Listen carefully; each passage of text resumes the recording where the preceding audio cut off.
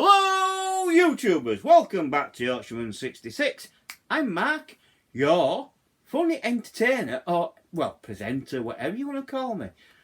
Nothing rude though, because I know what you lot are like. Right, here we go then. So, now, I don't know how I'm going to put this in thingy, because it's a two-parter.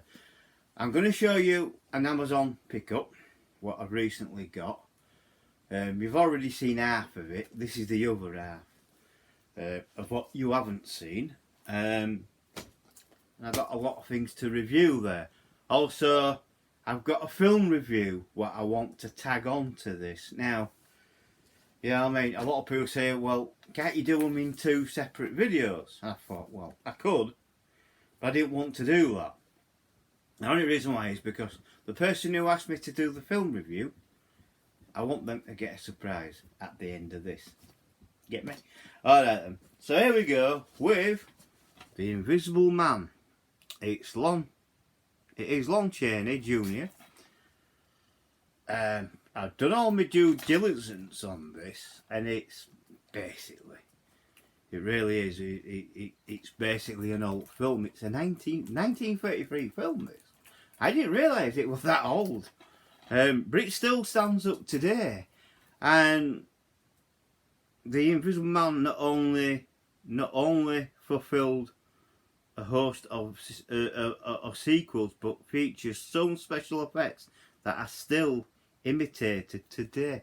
So there is special effects on this what are used today, and that says a lot from when this was first done.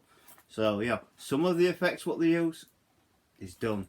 I mean, to me, I don't know what you think about, you know, modern films and CGI, but I think CGI has been overused, in my opinion.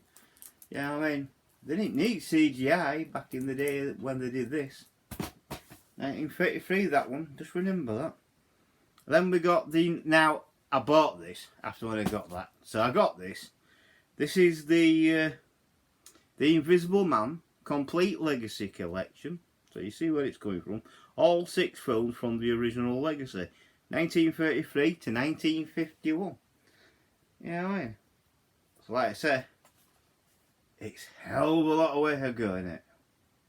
Yeah, so that's the legacy collection. Now that'll go nicely. That one will go nicely with the Invisible Man TV, black and white TV series I got. And then somebody recommended the next film to me. I think it went, yeah, Nate Saw. He recommended me he recommended this. Only for the reason why is because he says, oh, you're getting close to 300. Yeah, 300 subscriptions. Well, I was. Then I went down, didn't I? I went down from 195 all the way back down to 288 thanks to YouTube. And that sent me on one, I'll tell you. So, I bought it.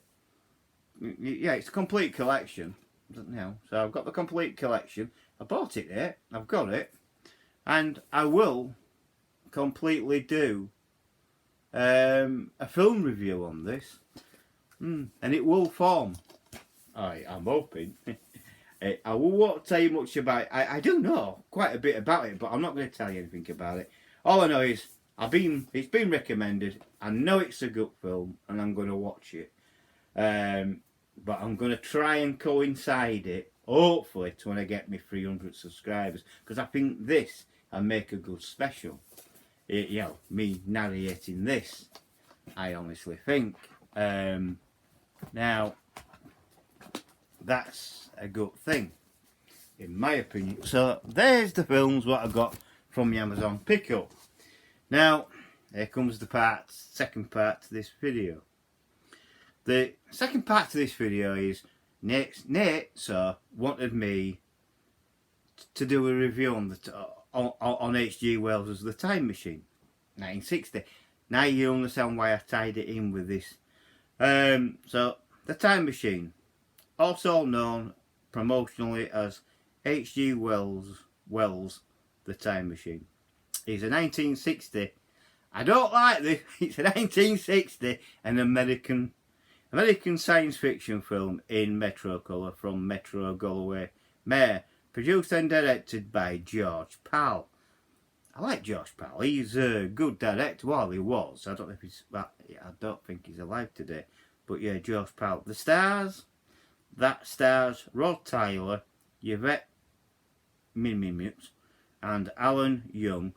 The film was based on the 1895 novella of the same name by H.G. Wells that was influential on the development of science fiction. Which he was. Don't forget, H.G. Wells is British. But the Americans who made the first time machine. And directed by George Pal, produced by George Pal. That is something unusual, isn't it? Screenplay by David Duncan, based on The Time Machine by H.G. Wells, starring Rod Tyler, Alan Young, Yvette Mimieux, Sebastian Cabot, Whit Bissell, narrated by Rod Tyler. Well, obviously it will be narrated by him. An inventor in Victorian England constructs a machine that enables him to travel into the distant future.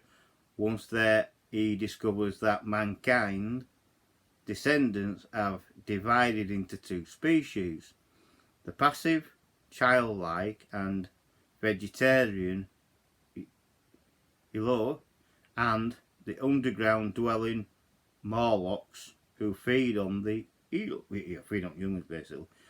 And Gene Warren received the Academy Award for Best Special Effects for its time-lapse photography effects, which shows the world changing rapidly at the time traveller journeys into the future. Very good. Very good how they did it. So on January 5th, 1900, our friends arrive for dinner at the London home of their inventor friend George, but he is absent. He arrives suddenly, bedraggled and exhausted, and tells that has happened to him. And their earlier dinner on New Year's Eve, George says that the time is fourth dimension, and he shows David Philby, Dr. Philip Eller, and Anthony Birdwell and Walter Kemp a small model time machine, and as one of them press a tiny lever on the model, and the model device disappears. But his friends are sceptical. George has a full-size time machine which he uses to travel forward to September 13, 1917. He meets Philby's son James, who tells him Philby's death in war. He then stops on June 19th, 1940, during the Blitz, finding himself in the midst of a new war. George resumes his journey and stops on August the 18th, 1966. People hurry into fallout shelters and blare air brake sirens, and elderly James Philby urges George to take cover. Moments later, a nuclear satellite explodes, causing volcanic eruption. George narrowly makes it back to the time machine and head off, approaching lava, which raises, cools and hardens, trapping him inside, and the travels far into the future. Eventually the lava wears away, revealing a lush, unspoiled landscape. George stops October 12th, 802, 701, near the base of a sphinx. He finds a group of delicate young men and women wearing simple clothing gathered at a stream. One woman carried off by the current screams for help, but her companions show no concern. George rescues her. She says her name is Weena, and her people are the Eloi. They do not operate machines, work or read, and know little of history. One of them takes George to a library, but when he tries to read the book, it crumbles to dust.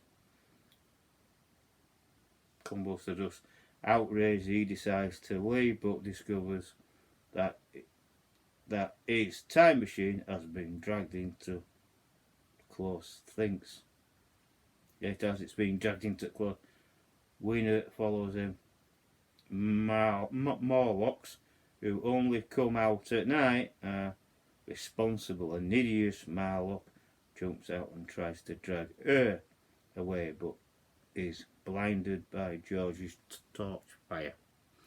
The next day, Wiener shows George domed structures that dot the landscape and air shafts that led down to the Morlocks' caverns. She takes him to an ancient museum where talking rings tell of a war in the distant past between East and West, and that lasted 326 years.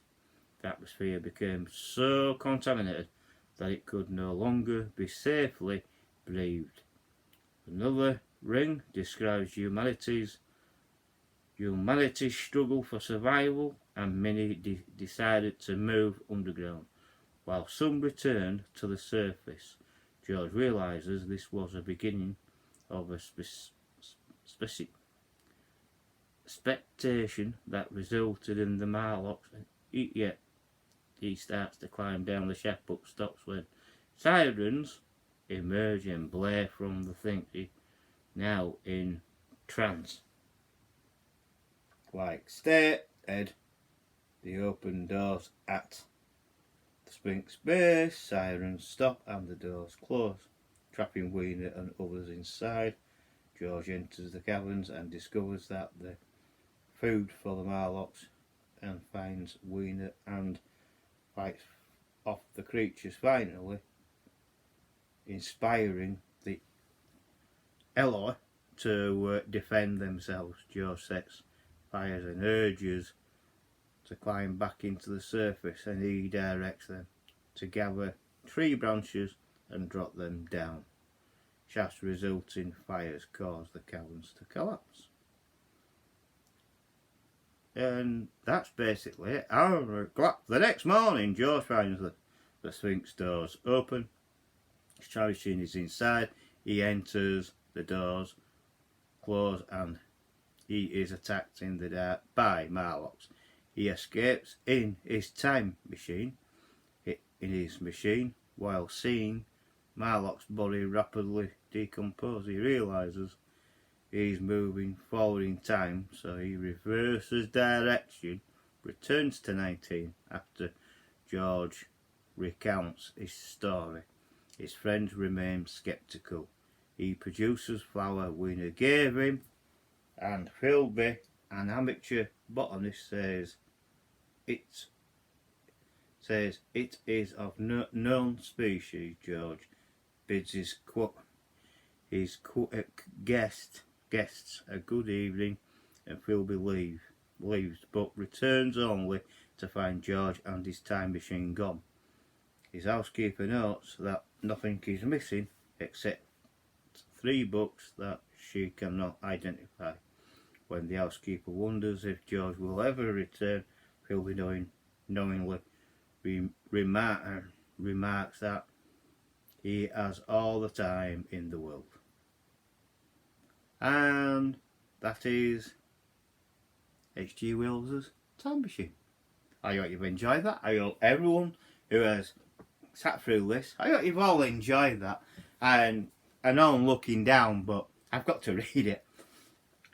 So I'm happy that you've, if you got this far, thank you. And if you have liked it, please like the video, subscribe if you're new, hit that bell, hit all, and that will let you know when I'm putting up a video. Please share the video to Twitter, to Facebook, to anyone, friends, family, anyone. The more people that like, subscribe and share, if I get to 300 subs, I will do a 300 subscriber special. I've said this, I always do, I've done 2 already. I did one when I hit 100, and then when I hit the 200. So I've already done 2, so I'm going to do more. Get me to 300 subscribers. We'll see. I'll do a subscriber special. And please comment below. That is important as well. Comment below. And I bid you a good evening, and I'll catch you on the next video. Bye for now.